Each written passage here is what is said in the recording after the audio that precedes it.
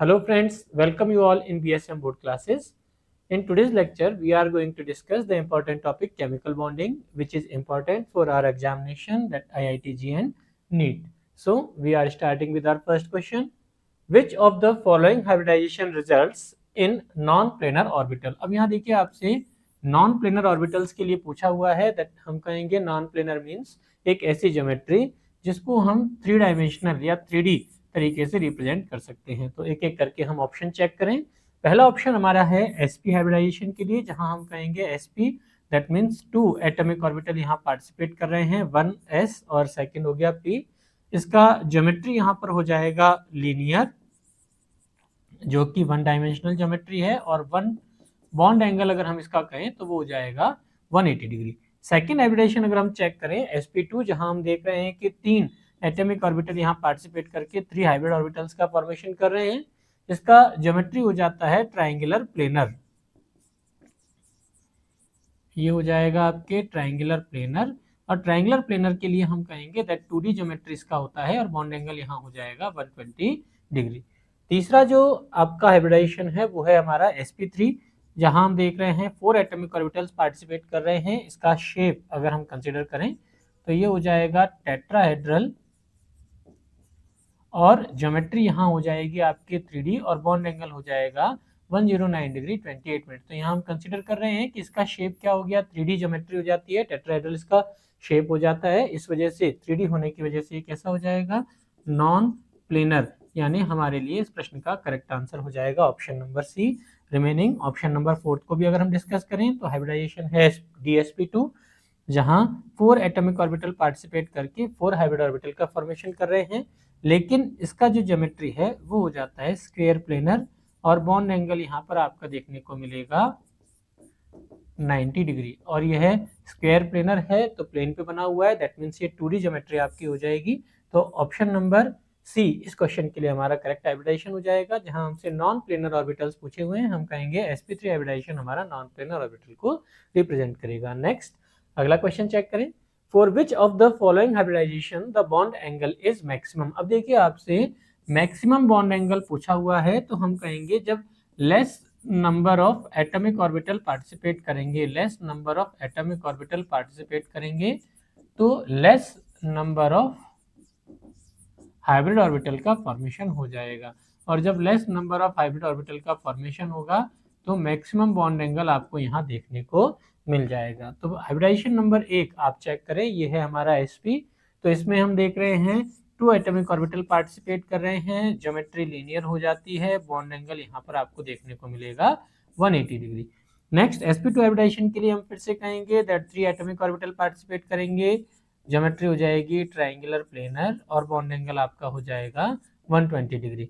sp3 hybridisation के लिए हम फिर से देखें दैट 4 एटॉमिक ऑर्बिटल हमारे पार्टिसिपेट कर रहे हैं, ज्योमेट्री इसका हो जाएगा टेट्राहेड्रल, और बॉन्ड एंगल रह जाएगा 109 डिग्री 28 मिनट। और इसी तरह से dsp2 हाइब्रिडाइजेशन के लिए 4 एटॉमिक ऑर्बिटल पार्टिसिपेट करेंगे, ज्योमेट्री हो जाएगा स्क्वायर प्लेनर, और स्क्वायर प्लेनर ज्योमेट्री के बाद में बॉन्ड एंगल मिलेगा 90 डिग्री। तो चेक करें दैट मैक्सिमम बॉन्ड एंगल जो हमसे क्वेश्चन में पूछा हुआ है उसका वैल्यू 180 डिग्री किस हाइब्रिडाइजेशन के लिए, sp के लिए, जिसमें केवल 2 एटॉमिक ऑर्बिटल पार्टिसिपेट कर रहे हैं, और ज्योमेट्री क्या हो जाता है इसका linear, that means option number A हमारे इस क्वेश्चन के लिए करेक्ट आंसर हो जाएगा। नेक्स्ट अगला प्रश्न देखें, the smallest bond angle is found in. देखिए अब आपसे स्मॉलेस्ट बॉन्ड एंगल पूछा हुआ है, तो स्मॉलेस्ट बॉन्ड एंगल के लिए हम कहेंगे मैक्सिमम पार्टिसिपेटिंग ऑर्बिटल होने चाहिए, मैक्सिमम पार्टिसिपेटिंग ऑर्बिटल्स यहाँ पर होने चाहिए। तो चेक करें एक एक करके, हम सभी में हाइब्रिडाइजेशन निकाल लें।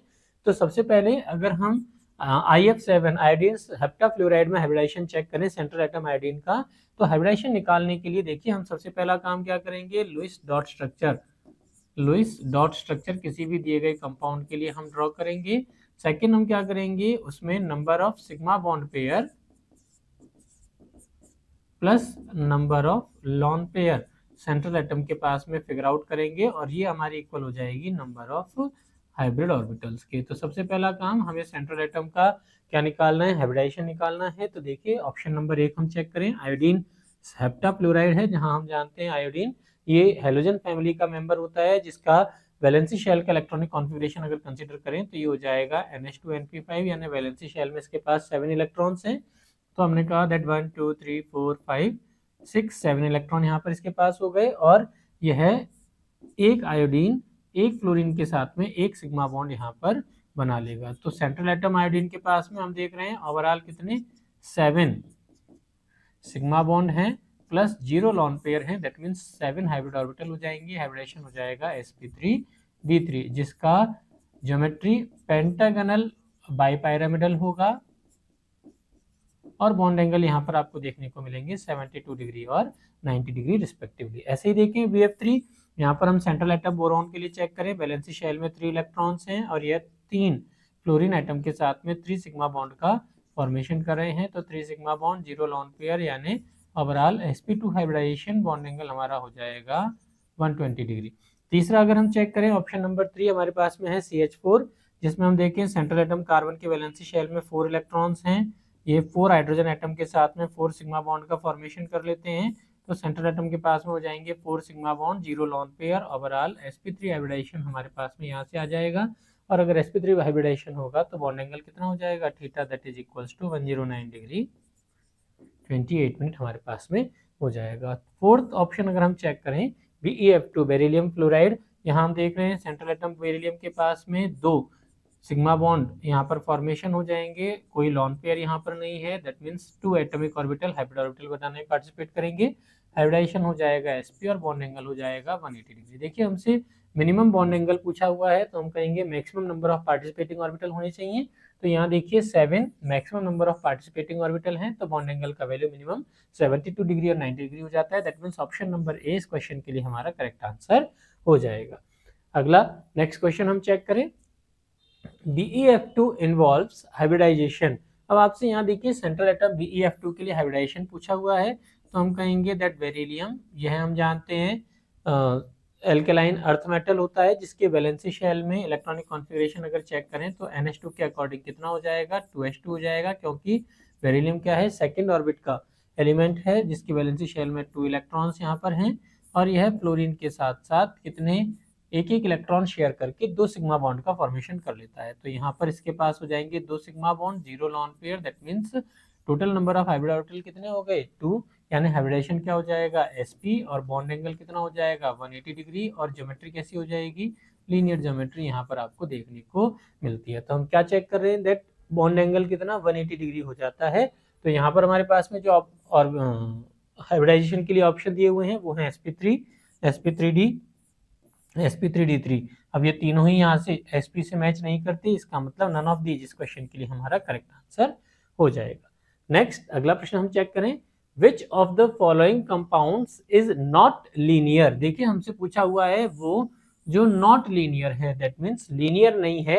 लीनियर का मतलब जो प्लेनर हो सकता है, जो नॉन प्लेनर हो सकता है, लेकिन लीनियर नहीं होना चाहिए। लीनियर का मतलब कि जो 1D होना चाहिए, लेकिन 1D के अलावा जैसे 2D या 3D ज्योमेट्री अगर किसी कंपाउंड की होती है तो वो क्या हो जाएगा नॉन लीनियर हमारा हो जाएगा। ऑप्शन नंबर 1 चेक करें हम, जैसे इसमें सेंट्रल एटम कार्बन है, जहां हम देखें इसके वैलेंसी शेल में 4 इलेक्ट्रॉन्स होंगे, और ये 4 इलेक्ट्रॉन्स ऑक्सीजन एटम नंबर 1 और नंबर 2 के साथ में 2 इंडिविजुअल अलग अलग सिग्मा बॉन्ड बनाएंगे और 2 पाई बॉन्ड का फॉर्मेशन हो जाएगा। तो सेंट्रल एटम कार्बन के लिए हम कहेंगे 2 सिग्मा बॉन्ड है प्लस लॉन पेयर 0 है, पाई बॉन्ड जो है वो हाइब्रिडाइजेशन में पार्टिसिपेट नहीं करते, दैट मीन्स हाइब्रिड ऑर्बिटल कितने हो गए 2, हाइब्रिडाइजेशन हो गया sp, और बॉन्ड एंगल हो जाएगा 180 डिग्री। ठीक है, सेकंड ऑप्शन चेक करें हम, ऑप्शन नंबर 2 हमारे पास में है HCl, जो हमने देखा दैट डाई एटॉमिक मॉलिक्यूल है, और डाई एटॉमिक मॉलिक्यूल हमेशा लीनियर मॉलिक्यूल हो जाते हैं।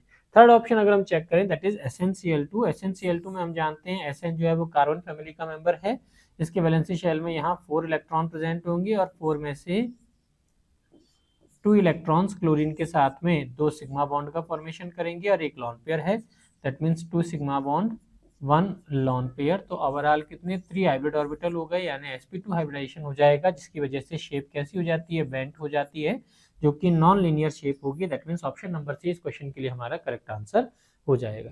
वहीं ऑप्शन नंबर 4 अगर हम चेक करें तो ये आपका है HgCl2, जहां Hg के वैलेंसी शेल में इलेक्ट्रॉनिक कॉन्फ़िगरेशन अगर हम देखें तो इसका इलेक्ट्रॉनिक कॉन्फ़िगरेशन हो जाएगा n-1 d10 NH2, ठीक है, क्योंकि यह 12th ग्रुप का एलिमेंट है, वैलेंसी शेल में 2 इलेक्ट्रॉन यहाँ हमें दिख रहे हैं, तो 2 इलेक्ट्रॉन क्लोरीन के साथ 2 इलेक्ट्रॉन शेयर करके लीनियर ज्योमेट्री बना लेते हैं। तो हमसे नॉट लीनियर ज्योमेट्री पूछी हुई है, दैट मीन्स हम कहेंगे ऑप्शन नंबर सी SnCl2 इस क्वेश्चन के लिए हमारा करेक्ट आंसर हो जाएगा। नेक्स्ट अगला प्रश्न देखते हैं, विच of the following molecule is planar. आपसे पूछा हुआ है कि इनमें से वो कौन सा मॉलिक्यूल है जो प्लेनर है। प्लेनर का मतलब जो 2D ज्योमेट्री फॉलो कर रहा है, जो 3D ज्योमेट्री को फॉलो नहीं करता। तो देखें ऑप्शन नंबर 1 हम चेक करें, ये हमारे पास में है मीथेन, कार्बन के वैलेंसी शेल में जहां हम कहेंगे 4 इलेक्ट्रॉन हैं, और ये 4 इलेक्ट्रॉन हाइड्रोजन के साथ साथ 4 सिग्मा बॉन्ड का फॉर्मेशन कर लेते हैं। तो यहाँ हो गए हमारे पास 4 sigma bond, 0 lone pair, hybridisation हो गया sp3, और ज्योमेट्री क्या हो जाएगी इसकी, टेट्राहेड्रल। अब टेट्राहेड्रल ज्योमेट्री कैसी, 3D ज्योमेट्री है, यानी ये ज्योमेट्री हो गई हमारी नॉन प्लेनर। कैसा हो गया ये, नॉन प्लेनर, ठीक है। इसी तरीके से सेकंड मॉलिक्यूल हम चेक करें, अमोनिया हमें दिया हुआ है, जहां हम जानते हैं नाइट्रोजन के वैलेंसी शेल में 5 इलेक्ट्रॉन्स हैं, और 5 में से 3 इलेक्ट्रॉन हाइड्रोजन के साथ में 3 सिग्मा बॉन्ड का फॉर्मेशन कर रहे हैं। तो 3 sigma bond plus 1 lone pair, total हमारे पास में हो गया sp3 हाइब्रिडाइजेशन, लेकिन लॉन पेयर की प्रेजेंस की वजह से इसका शेप कैसा हो जाएगा, पायरामिडल, और पायरामिडल शेप भी क्या होता है, नॉन प्लेनर ज्योमेट्री है, दैट मीन्स ये भी आपका प्लेनर ज्योमेट्री नहीं होता। थर्ड अगर हम चेक करें तो हमारे पास में एथीन का मॉलिक्यूल दिया हुआ है, जहां हम देखेंगे दैट कार्बन के वैलेंसी शेल में 4 इलेक्ट्रॉन्स होते हैं, और 4 में से 2 इलेक्ट्रॉन हाइड्रोजन के साथ में 2 सिग्मा बॉन्ड का फॉर्मेशन कर लेते हैं, और remaining 2 electron near by carbon atom के साथ में मिलकर के 2 कोवेलेंट बॉन्ड बनाते हैं, जिसमें फर्स्ट बॉन्ड सिग्मा और सेकंड बॉन्ड पाई हो जाएगा। तो अगर हम किसी एक कार्बन एटम के लिए हाइब्रिडाइजेशन चेक करें तो इसके पास होंगे देखिए 3 sigma bond, 0 lone pair, that means 3 hybrid orbital होंगे, और 3 हाइब्रिड ऑर्बिटल की ज्योमेट्री क्या हो जाएगी, sp2।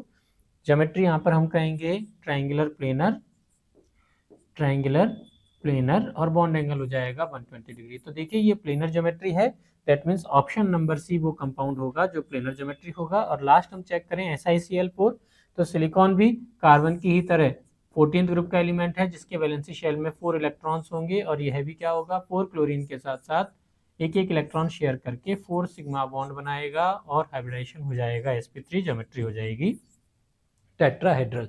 तो चेक करें दैट C2H4 एथीन मॉलिक्यूल जो है, इसमें सेंट्रल एटम कार्बन का हाइब्रिडाइजेशन क्या हो जाता है, sp2 होने की वजह से बॉन्ड एंगल कितना हो जाएगा, 120 डिग्री हो जाएगा। तो ऑप्शन नंबर सी इस क्वेश्चन के लिए हमारा करेक्ट आंसर हो जाएगा। नेक्स्ट अगला प्रश्न देखें, the bond enthalpy is the highest for. अब आपसे पूछा हुआ है कि इनमें से वो कौन सा कंपाउंड है जिसके लिए बॉन्ड एंथैल्पी हाईएस्ट होती है। हाईएस्ट का मतलब मैक्सिमम बॉन्ड एनर्जी किस कंपाउंड के लिए ऑब्जर्व की जाती है। तो सबसे पहले हम चेक करें, हम कहेंगे दैट बॉन्ड एंथैल्पी जो है वो किसी भी दिए गए बॉन्ड के लिए उसकी बॉन्ड स्ट्रेंथ का पैरामीटर होती है। तो वो बॉन्ड जिसकी स्ट्रेंथ ज़्यादा होगी उसकी एंथैल्पी भी कंपैरेटिवली ज़्यादा हो जाएगी। अब बॉन्ड स्ट्रेंथ जो है वो किस पर डिपेंड करेगी, ये एक्सटेंट ऑफ ओवरलैपिंग पर डिपेंड करती है। दैट मीन्स वो बॉन्ड जिसके लिए ओवरलैपिंग ज़्यादा होगा उसकी बॉन्ड स्ट्रेंथ ज़्यादा होगी, और जिसकी बॉन्ड स्ट्रेंथ ज़्यादा होगी उस बॉन्ड को डिसोसिएट करने के लिए हमें हायर एनर्जी की रिक्वायरमेंट होगी। अब ओवरलैपिंग अगर हम देखें तो ओवरलैपिंग के लिए हम कहेंगे कि वो एटॉमिक ऑर्बिटल जो नियरर टू न्यूक्लियस होते हैं, नियरर टू न्यूक्लियस वाले जो ऑर्बिटल होते हैं उनमें ओवरलैपिंग ज़्यादा होती है, या फिर हम कहें स्मॉलर साइज वाले जो एटॉमिक ऑर्बिटल हैं, स्मॉलर साइज वाले जो एटॉमिक ऑर्बिटल हैं उनमें ओवरलैपिंग करने की टेंडेंसी ज़्यादा हो जाएगी। अब चेक करें, यहाँ देखिए सबसे पहला ऑप्शन हमारे पास में है आयोडीन, जहाँ हम देखते हैं आयोडीन जो है वो 5th पीरियड का एलिमेंट है, जिसमें 5s और 5p ऑर्बिटल जो हैं वो आपके वैलेंसी शेल के ऑर्बिटल हैं, तो यहाँ पर ओवरलैपिंग होगी। नेक्स्ट चेक करें, सेकंड ऑप्शन हमारे पास में हाइड्रोजन है, जिसमें 1s एटॉमिक ऑर्बिटल आपस में ओवरलैप कर रहे हैं। अब ये 1s यानी सबसे नियरर टू न्यूक्लियस होगा, दैट मीन्स यहाँ पर ओवरलैपिंग की मैक्सिमम टेंडेंसी होने की वजह से मैक्सिमम ओवरलैपिंग होगी, बॉन्ड स्ट्रेंथ का वैल्यू मैक्सिमम हो जाएगा, और बॉन्ड एंथैल्पी भी मैक्सिमम यहाँ पर ऑब्जर्व होगी। दैट मीन्स हाइड्रोजन के लिए बॉन्ड स्ट्रेंथ का वैल्यू मैक्सिमम हो जाता है, that means option number B हमारे इस क्वेश्चन का करेक्ट आंसर हो जाएगा। तो चेक करें ऑप्शन नंबर बी यहाँ पर हमारे लिए इसका करेक्ट आंसर हो जाएगा। नेक्स्ट क्वेश्चन हम देखें, in which compound the hydrogen bonding is the strongest in its liquid phase. अब आपसे पूछा हुआ है कि हाइड्रोजन बॉन्डिंग का स्ट्रॉन्गेस्ट वैल्यू यहाँ पर लिक्विड फेज में किस कंपाउंड के लिए होगा। तो देखिए स्ट्रॉन्गेस्ट हाइड्रोजन बॉन्डिंग अगर हमें कंसीडर करनी है तो पहले हमें हाइड्रोजन बॉन्डिंग का डेफिनेशन देखना पड़ेगा, जहां हम जानते हैं दैट हाइड्रोजन बॉन्डिंग के लिए जैसे हम वाटर मॉलिक्यूल कंसीडर करें तो इस वाटर मॉलिक्यूल में हम देख रहे हैं हाइड्रोजन और ऑक्सीजन एटम जो हैं इनके बीच में इलेक्ट्रॉन शेयर है। दैट मीन्स ये वाला बॉन्ड जो है वो कैसा हो गया, कोवेलेंट बॉन्ड है। लेकिन अब हम जानते हैं दैट इलेक्ट्रॉन नेगेटिविटी जो है ऑक्सीजन की वो हाइड्रोजन की बजाय ज़्यादा होती है। अब इलेक्ट्रॉन नेगेटिविटी अगर ज़्यादा होगी तो shared pair of electron oxygen की तरफ शिफ्ट होंगे और ऑक्सीजन की तरफ शिफ्ट होंगे तो ये आपका क्या हो जाएगा, डेल माइनस, और हाइड्रोजन क्या हो जाएगा, डेल प्लस, यानी इसमें पोलैरिटी आ जाएगी। अब अगर कोई दूसरा वाटर का मॉलिक्यूल इस पहले वाटर मॉलिक्यूल के नियर बाय यानी कांटेक्ट में आएगा तो फिर से हम देखें दैट इस वाले वाटर मॉलिक्यूल का ये वाला हाइड्रोजन पॉजिटिव पोल और ये वाला ऑक्सीजन क्या हो जाएगा, नेगेटिव पोल हो जाता है। तो अब ये नेगेटिव पोल वाला ऑक्सीजन जब इस पॉजिटिव पोल वाले हाइड्रोजन के नियर बाय होगा तो इन दोनों के बीच में एक weak electrostatic force of attraction develop होता है और इस इलेक्ट्रोस्टैटिक फोर्स ऑफ अट्रैक्शन की जो एनर्जी है ये energy 5 kilo joule mole inverse से हायर होती है। अगर ये energy 5 kilo joule mole inverse से हायर हो या कम से कम इसके बराबर हो तो इस वाले बॉन्ड को हम हाइड्रोजन बॉन्ड के नाम से जानते हैं। तो देखिए हम इस हाइड्रोजन बॉन्ड में क्या कंसीडर कर रहे हैं दैट हाइड्रोजन बॉन्ड बनने के लिए हमारे पास में दो कंडीशन होनी चाहिए। नंबर एक कि हाइड्रोजन एटम जो है वो हाई इलेक्ट्रोनेगेटिव एलिमेंट से अटैच होना चाहिए, जहां हाई इलेक्ट्रोनेगेटिव एलिमेंट आपके कौन कौन से अकॉर्डिंग टू प्रेडिक्टेबल अगर हम कंसीडर करें तो हमारे पास में 3 मोस्ट इलेक्ट्रोनेगेटिव एलिमेंट अगर हम देखें तो वो होते हैं रिस्पेक्टिवली फ्लोरीन, ऑक्सीजन और नाइट्रोजन, जिनका इलेक्ट्रोनेगेटिविटी प्रेडिक्टेबल में मैक्सिमम होता है। तो शर्त नंबर एक, हाइड्रोजन बॉन्ड बनाने के लिए हाइड्रोजन एटम किसी हाई इलेक्ट्रोनेगेटिव एलिमेंट से अटैच होना चाहिए या सराउंडेड होना चाहिए। और दूसरा हमारी कंडीशन क्या हो गई कि ये जो इलेक्ट्रोस्टैटिक फोर्स ऑफ अट्रैक्शन लगा है इसका energy 5 kilo joule mole inverse से या तो ज्यादा या कम से कम इसके बराबर होनी चाहिए। तो अगर ये एनर्जी फॉलो होती है तो हम इस बॉन्ड को हाइड्रोजन बॉन्ड कहेंगे। तो यहाँ पर हम चेक करें, देखिए सभी में हाइड्रोजन एलिमेंट तो यहाँ पर हमें उपस्थित दिख रहा है, लेकिन नियर बाई एटम अगर हम चेक करें तो यहाँ नियर बाई एटम फ्लोरीन केवल एलिमेंट एक कंपाउंड नंबर ए में है और वो इकलौता है जो इस कंडीशन को फॉलो करता है, हायर इलेक्ट्रोनेगेटिविटी एलिमेंट की कंडीशन को फॉलो करता है। That means option number A इस क्वेश्चन के लिए हमारा करेक्ट आंसर हो जाएगा। तो HF है जिसमें हाइड्रोजन बॉन्डिंग हो सकती है और फ्लोरीन हाईएस्ट इलेक्ट्रोनेगेटिव एलिमेंट की प्रेजेंस की वजह से बनने वाले हाइड्रोजन बॉन्ड का बॉन्ड एनर्जी भी मैक्सिमम हो जाएगा, around 8 kilo joule mole inverse की बॉन्ड एनर्जी, या हम देखें हाइड्रोजन बॉन्ड एनर्जी यहाँ पर इस HF में देखने को मिल जाती है। नेक्स्ट अगला ऑप्शन चेक करें, in which of the following molecules has trigonal planar geometry. देखिए आपसे ट्राइगोनल प्लेनर ज्योमेट्री पूछा हुआ है और ट्राइगोनल प्लेनर ज्योमेट्री हम कहेंगे sp2 हाइब्रिडाइजेशन के लिए होती है जिसका बॉन्ड एंगल कितना 120 डिग्री होना चाहिए। तो एक एक करके हम यहाँ सराउंडिंग मॉलिक्यूल्स की हाइब्रिडाइजेशन चेक करें।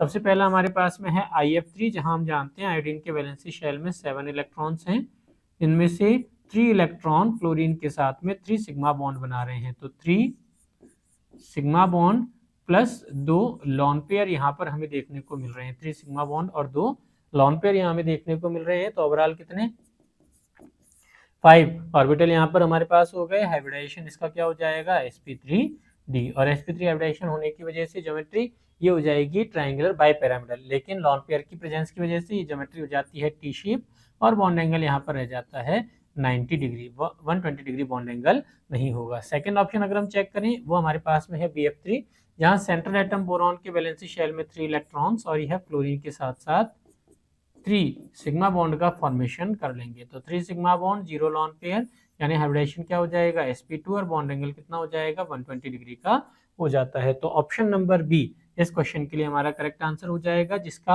Hybridisation sp2 bond angle 120 degree, geometry क्या हो जाएगी ट्राइगोनल प्लेनर हो जाती है। नेक्स्ट ऑप्शन नंबर सी अगर हम चेक करें तो अमोनिया यहाँ पर हमें गिवन है, जहाँ नाइट्रोजन के पास में एक लॉन पेयर होगा और नाइट्रोजन 3 हाइड्रोजन के साथ में 3 सिग्मा बॉन्ड का फॉर्मेशन कर रहे हैं, 3 sigma bond plus 1 lawn pair, यानी ओवरऑल ज्योमेट्री कैसी हो जाती है इसकी, एक लॉन पेयर की प्रेजेंस से यह ज्योमेट्री हो जाएगी आपकी पायरामिडल। कैसी ज्योमेट्री हो जाएगी, पायरामिडल ज्योमेट्री यहाँ हो जाती है। तो बॉन्ड एंगल कितना 109 डिग्री 28 मिनट से लेस हो जाएगा, लेस देन 109 डिग्री 28 मिनट हो जाता है। तो यह ज्योमेट्री पैरामिडल होती है, ट्रायंगुलर प्लेनर नहीं होती। नेक्स्ट ऑप्शन नंबर 4 देखें PCl3, तो यहाँ पर भी हम चेक कर रहे हैं फास्फोरस के वैलेंसी शेल में 5 इलेक्ट्रॉन्स हैं, जिनमें से भी फास्फोरस के पास एक लॉन पेयर और 3 सिग्मा बॉन्ड है, यानी ज्योमेट्री वही पायरामिडल हो जाएगी।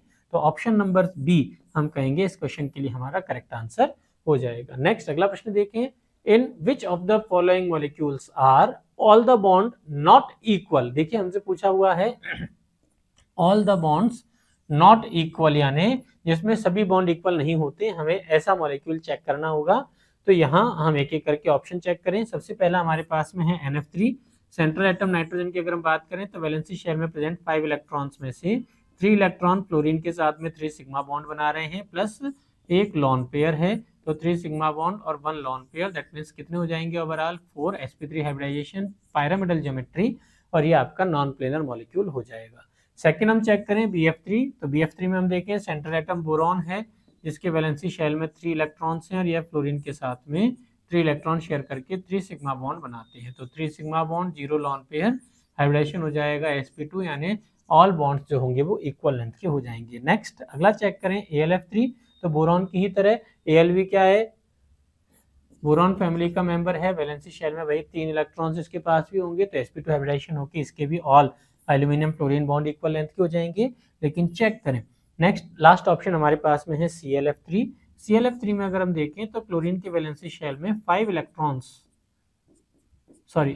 इलेक्ट्रॉन्स इसके पास में होते हैं, जिनमें से 5 इलेक्ट्रॉन होंगे Np सब शेल में और 2 इलेक्ट्रॉन्स हो जाएंगे NS सब शेल में। अब ये फ्लोरीन के 3 एटम के साथ में मिलकर 3 कोवेलेंट बॉन्ड बनाएगा। तो यहाँ फ्लोरीन के लिए हम देख रहे हैं कि क्लोरीन के लिए 3 सिग्मा बॉन्ड और 2 लॉन पेयर इसके पास में है, तो ओवरऑल 5 हाइब्रिड ऑर्बिटल्स यहाँ पर हमारे पास हो जाएंगे। और 5 हाइब्रिड ऑर्बिटल्स के लिए ज्योमेट्री क्या हो जाएगा sp3d, और बॉन्ड एंगल आपके पास में 90 डिग्री और 120 डिग्री होने चाहिए। लेकिन जैसे ही हाइब्रिडाइजेशन sp3d होता है तो हमें एक स्पेसिफिक कंडीशन इस sp3d हाइब्रिडाइजेशन के लिए लर्न करनी होती है, जिसको हम कहते हैं बेंट रूल। क्या होता है बेंट रूल, हम देखें तो sp3d हाइब्रिडाइजेशन जो है इसका ज्योमेट्री होता है ट्राइंगुलर प्लेनर बाइपैरामिडल, जिसमें सेंट्रल एटम A अपने नियर बाई 5 में से 3 B एटम के साथ में मिलकर के ट्राइंगल की तरह अरेंज हो जाएगा, जिसका बॉन्ड एंगल 120 डिग्री होगा। ये एक ट्राइंगल की शेप आपको यहाँ देखने को मिल गई, और रिमेनिंग 2 वैलेंसी जो होती हैं वो बाइपैरामिड की तरह यहाँ पर व्यवस्थित हो जाती हैं। तो हम यहाँ देख रहे हैं A का B के साथ में यहाँ 2 तरह के बॉन्ड बने हुए हैं। पहले बॉन्ड जो पैरेलल टू अर्थ हैं, जिन्हें हम इक्वेटोरियल बॉन्ड कहते हैं, और दूसरे बॉन्ड जो परपेंडिकुलर टू अर्थ हैं, इसको अपन एक्सियल बॉन्ड कह देते हैं। अब ये जो इक्वेटोरियल बॉन्ड और एक्सियल बॉन्ड है, इनमें क्या है, देखिए इलेक्ट्रॉन पेयर्स हैं, जिसको अपन बॉन्डिंग इलेक्ट्रॉन पेयर्स कह रहे हैं। अब ये बॉन्डिंग इलेक्ट्रॉन पेयर्स जो हैं, इनमें आपस में होगा रिपल्शन, और इनमें रिपल्शन होने की वजह से सिस्टम की एनर्जी बढ़ जाती है और इसका स्टेबिलिटी कम हो जाता है। अब इस स्टेबिलिटी को जो कम हुआ है, इसको इम्प्रूव करने के लिए, यानी स्टेबिलिटी को गेन करने के लिए, बढ़ाने के लिए हमें क्या करना होगा, बॉन्ड पेयर में होने वाले इस रिपल्शन को मिनिमम करना होगा। और अगर ये बॉन्ड पेयर का रिपल्शन कम करना है, तो इसको मिनिमाइज करने के लिए ये AB एक्सियल वाली जो बॉन्ड हैं, उनका बॉन्ड लेंथ AB इक्वेटोरियल वाले बॉन्ड की बजाय थोड़ा सा ज्यादा हो जाता है, यानी एक्सियल का बॉन्ड लेंथ इक्वेटोरियल के बॉन्ड लेंथ से ज्यादा हो जाता है। इसी रूल को हम क्या कह देते हैं, बेंट रूल कह देते हैं, जिसका दूसरा परसेप्शन कहता है कि अगर किसी ज्योमेट्री में जो sp3d ज्योमेट्री है, अगर उस ज्योमेट्री में कभी लॉन पेयर प्रेजेंट हैं, तो ये लॉन पेयर हमेशा इक्वेटोरियल बॉन्ड पर ही प्रेजेंट होने चाहिए, कभी भी एक्सियल बॉन्ड पर लॉन पेयर आपके प्रेजेंट नहीं होंगे। तो यहाँ हम चेक कर रहे हैं ClF3 में, यहाँ पर देखिए 2 लॉन पेयर प्रेजेंट हैं, तो लॉन पेयर कहाँ हो जाएंगे, ये इक्वेटोरियल बॉन्ड पर प्रेजेंट होंगे, और एक्सियल बॉन्ड लेंथ जो है वो इक्वेटोरियल बॉन्ड लेंथ की बजाय बड़ी हो जाएगी। That means 2 chlorine axial bond जो हैं वो बड़े होंगे, और एक क्लोरीन इक्वेटोरियल बॉन्ड जो है वो कंपैरेटिवली छोटा हो जाता है। तो यहाँ पर अनइक्वल बॉन्ड लेंथ वाली अगर स्ट्रक्चर आपको कोई देखने को मिल रही है, तो वो कौन सी हो जाएगी, ClF3 हो जाती है, और इस प्रिंसिपल को हम कहेंगे बेंट रूल, इसको हम कह देते हैं। That means option number D इस क्वेश्चन के लिए हमारा करेक्ट आंसर हो जाएगा। नेक्स्ट देखिए, the number of shared pair of electron in propane is. देखिए अब आपसे प्रोपेन में शेयर्ड पेयर ऑफ इलेक्ट्रॉन पूछा हुआ है, तो सबसे पहले हम प्रोपेन इसका स्ट्रक्चर बनाएं। प्रोपेन में देखिए आपका फंडामेंटल एटम जो है वो कार्बन की 3 कार्बन की चेन हो जाएगी, और यहाँ सफिक्स एन लगा हुआ है, दैट मीन्स कार्बन एटम्स के बीच में सिंगल बॉन्ड यहाँ हो जाएगा।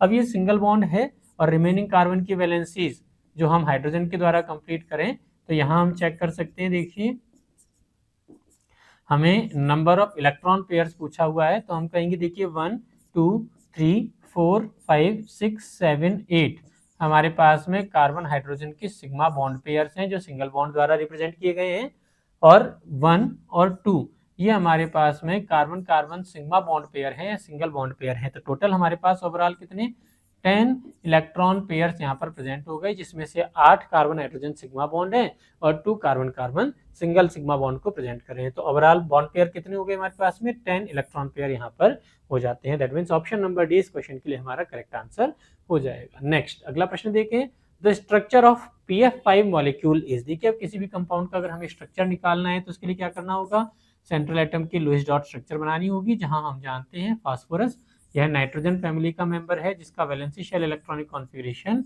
NH2NP3 है।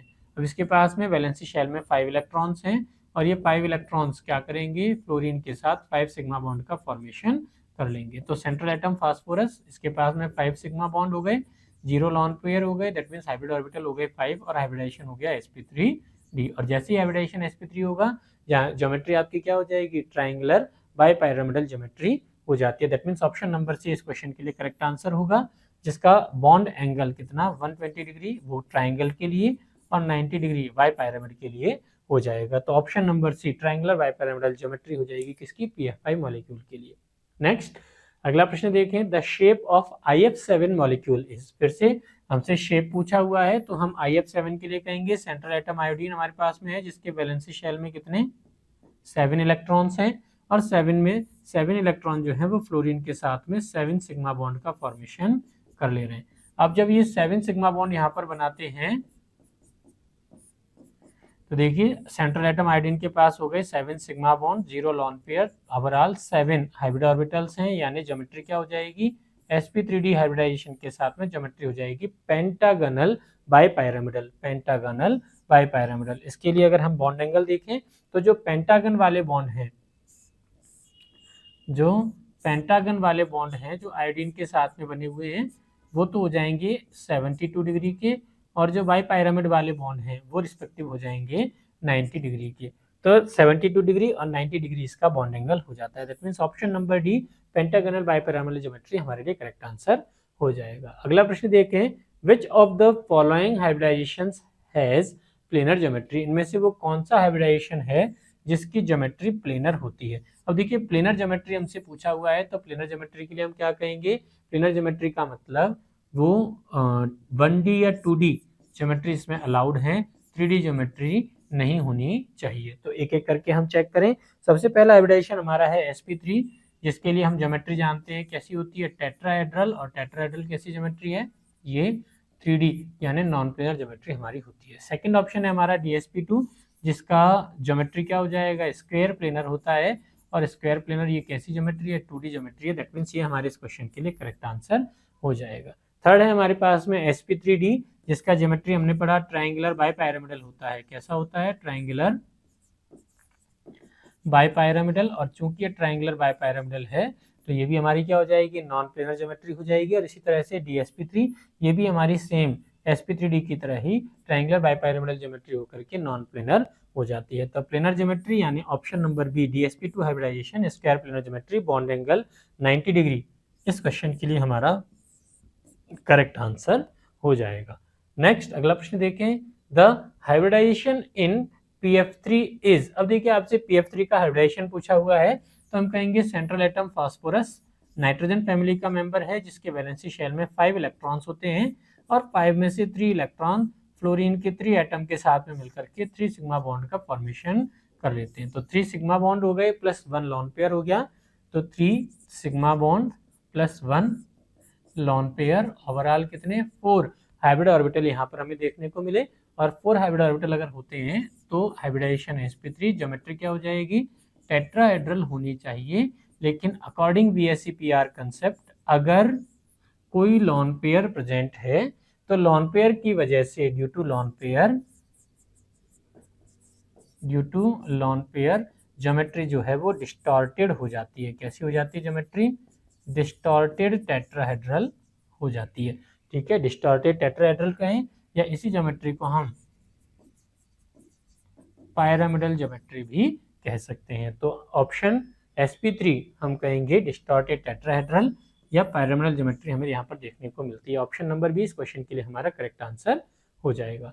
नेक्स्ट अगला प्रश्न देखें, the shape of NH3 molecule is. तो देखिए शेप निकालने के लिए सबसे पहला काम हमें सेंट्रल एटम के लिए हाइब्रिडाइजेशन कंसीडर करना होगा, जहां नाइट्रोजन के वैलेंसी शेल में हम जानते हैं 5 इलेक्ट्रॉन्स होते हैं, जिसमें से 3 इलेक्ट्रॉन्स हाइड्रोजन के साथ में 3 सिग्मा बॉन्ड बना रहे हैं और एक लॉन पेयर यहाँ पर प्रेजेंट है।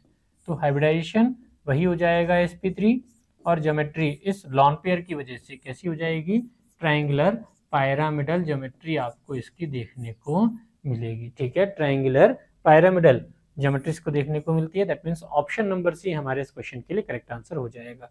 अब अगर हाइब्रिडाइजेशन sp3 है तो इसका रेगुलर बॉन्ड एंगल कितना 109 डिग्री 28 मिनट होगा, लेकिन चूंकि यहाँ पर लॉन पेयर प्रेजेंट है तो इस लॉन पेयर की वजह से बॉन्ड एंगल 109 डिग्री 28 मिनट से कम हो जाता है। और जैसा कि हम प्रैक्टिकली देखें तो NH3 में नाइट्रोजन का जो बॉन्ड एंगल है वो अराउंड 107 डिग्री आपको देखने को मिलेगा। That means option number C इस क्वेश्चन के लिए हमारा करेक्ट आंसर आ जाएगा। नेक्स्ट अगला प्रश्न देखें, in which of the following compounds doesn't have linear structure. आपसे पूछा हुआ है लीनियर स्ट्रक्चर किस कंपाउंड में नहीं होती, ये हमें यहाँ पर बताना है। तो हम चेक करें, सबसे पहले ऑप्शन नंबर ए देखें CO2, जहां हम कार्बन के लिए लुईस डॉट स्ट्रक्चर अगर ड्रॉ करें तो इसमें कार्बन के पास में 2 सिग्मा बॉन्ड और 2 पाई बॉन्ड होंगे, जहां हाइब्रिडाइजेशन 2 सिग्मा बॉन्ड की वजह से हो जाएगा sp और ज्योमेट्री हो जाएगी लीनियर, जिसका बॉन्ड एंगल कितना 180 डिग्री हो जाता है। सेकेंड अगर हम चेक करें SO2, सेंट्रल एटम सल्फर की अगर हम बात करें तो सल्फर के वैलेंसी शेल में 6 इलेक्ट्रॉन्स हैं और 6 में से 2 इलेक्ट्रॉन्स ऑक्सीजन के साथ में डबल बॉन्ड का फॉर्मेशन कर रहे हैं, दैट ऑक्सीजन नंबर 1 और ऑक्सीजन नंबर 2 के लिए। तो एक सिग्मा बॉन्ड यहाँ और एक सिग्मा बॉन्ड यहाँ हमारे पास में प्रेजेंट हो जाएगा। ठीक है, तो सल्फर के पास में हो गया 1 lone pair plus 2 sigma bond, तो 1 lone pair plus 2 sigma bond यानी 3 यहाँ पर ओवरऑल हाइब्रिड ऑर्बिटल्स हमारे पास में हो गए। अगर 3 हैं तो बॉन्ड एंगल कितना लेस देन 120 डिग्री हमारे पास में हो जाएगा और शेप इसकी हो जाएगी बेंट, यानी नन लीनियर शेप हमें यहाँ पर इसकी देखने को मिलेगी। तो वो हमारा इस क्वेश्चन के लिए करेक्ट आंसर हो जाएगा। थर्ड ऑप्शन हम देखें, तीसरा हमें दिया हुआ है C2H2 यानी एसिटिलीन का मॉलिक्यूल, जहां हम देख रहे हैं कि कार्बन का वैलेंसी शेल में से 3 इलेक्ट्रॉन कार्बन नंबर 1 की कार्बन नंबर 2 के साथ में सिग्मा बॉन्ड कोवेलेंट बॉन्डिंग में काम आ रहे हैं, जिसमें से एक आपका सिग्मा बॉन्ड और दूसरा और तीसरा पाई बॉन्ड है। रिमेनिंग जो एक एक इलेक्ट्रॉन पेयर है वो हाइड्रोजन के साथ में सिग्मा बॉन्ड बना रहे हैं।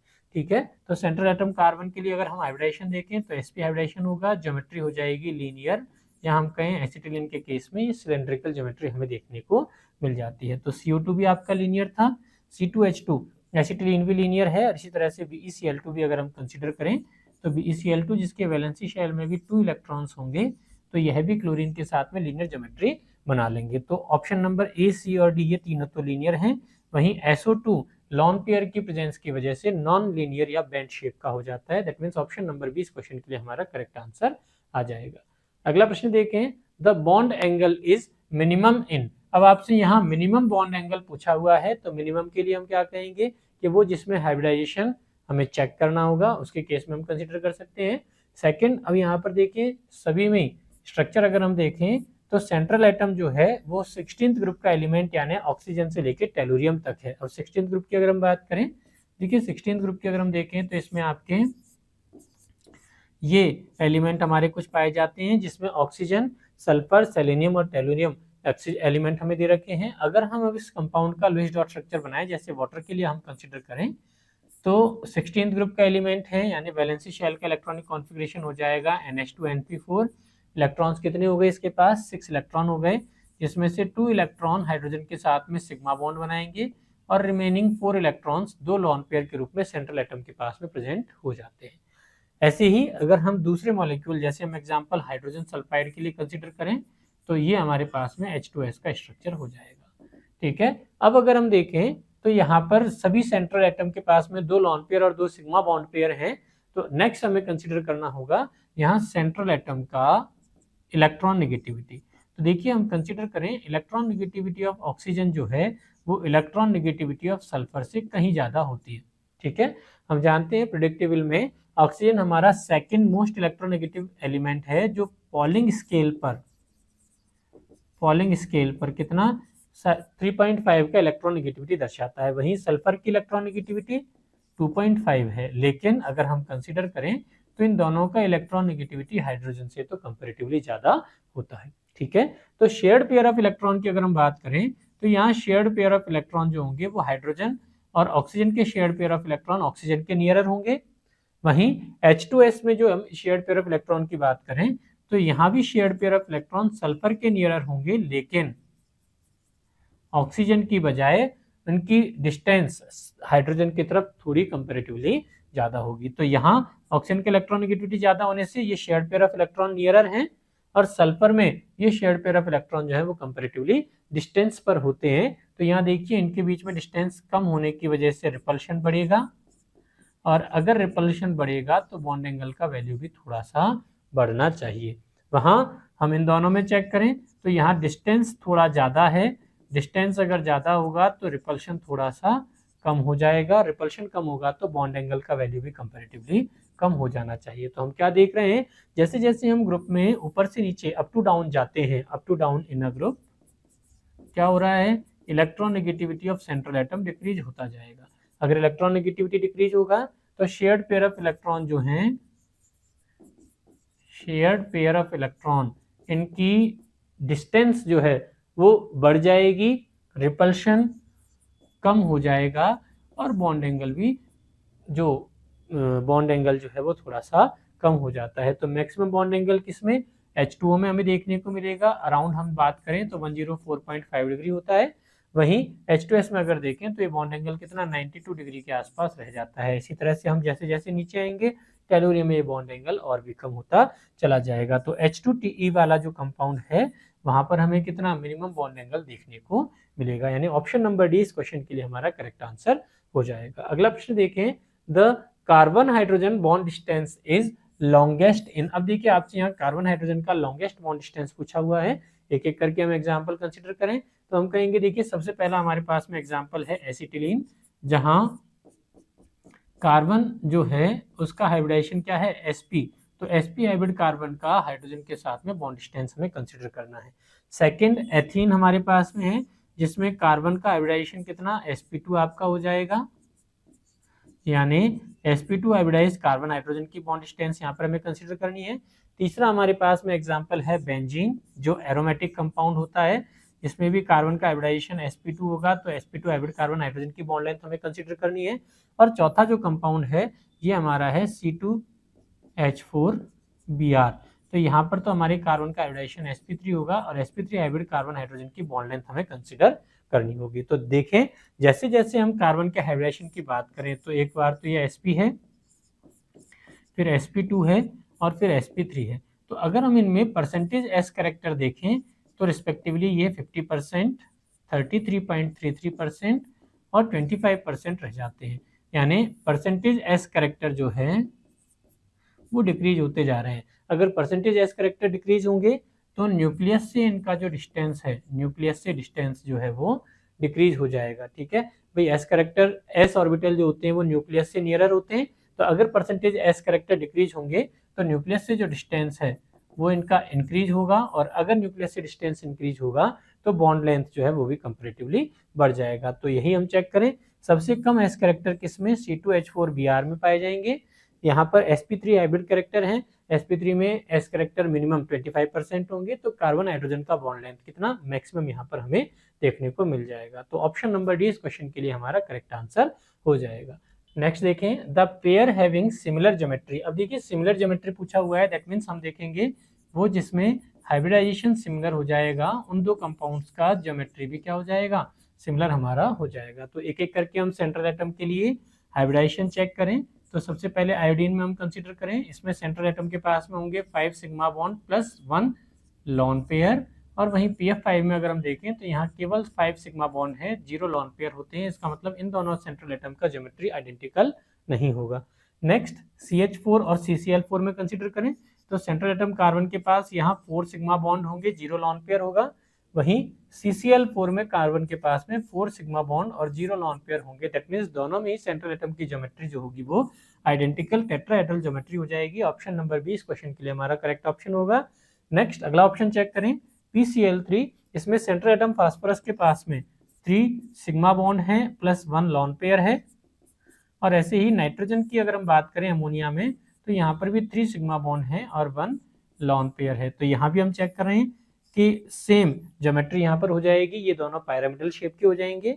नेक्स्ट अगला ऑप्शन अगर हम देखें BeCl2, जिसमें सेंट्रल एटम के पास में 2 सिग्मा बॉन्ड और कोई लॉन पेयर नहीं है। वहीं H2O में अगर हम देखें हाइड्रोजन ऑक्सीजन के पास में यहाँ 2 सिग्मा बॉन्ड है प्लस 2 लॉन पेयर होंगे। That means option number D भी हमारा इनकरेक्ट ऑप्शन हो जाएगा। तो बोथ ऑप्शन बी और सी, इन दोनों में हमारे जो सेंट्रल एटम है उनका ज्योमेट्री इक्वल हो जाएगा, हाइब्रिडाइजेशन भी इक्वल हो जाता है, यानी ऑप्शन नंबर बी और ऑप्शन सी हमारे इस क्वेश्चन के करेक्ट आंसर हो जाएंगे। नेक्स्ट अगला प्रश्न देखें, the hybridisation present in IF3 is. अब देखिए आपसे IF3 का हाइब्रिडाइजेशन पूछा हुआ है, तो हम कहेंगे सेंट्रल एटम आयोडीन के लिए वैलेंसी शेल में हमारे पास 7 इलेक्ट्रॉन्स हैं, जहां फ्लोरीन के साथ में यह 3 सिग्मा बॉन्ड का फॉर्मेशन कर लेंगे। दैट मीन्स 3 सिग्मा बॉन्ड इसके पास में हो गए और 2 लॉन पेयर यहाँ पर हमारे पास में हो जाते हैं। तो 3 sigma bond plus 2 lawn pair, यानी ओवरऑल 5 हाइब्रिड ऑर्बिटल्स हमारे पास में हो जाएंगे। ज्योमेट्री क्या हो जाएगा sp3 हाइब्रिडाइजेशन के लिए बेंट रूल के अकॉर्डिंग इसका ज्योमेट्री हमें टी शेप देखने को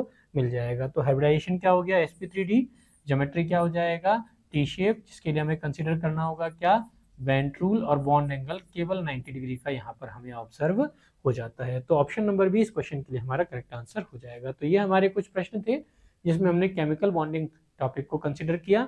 नेक्स्ट लेक्चर में हम नए टॉपिक नए क्वेश्चन के साथ फिर से मिलेंगे। धन्यवाद।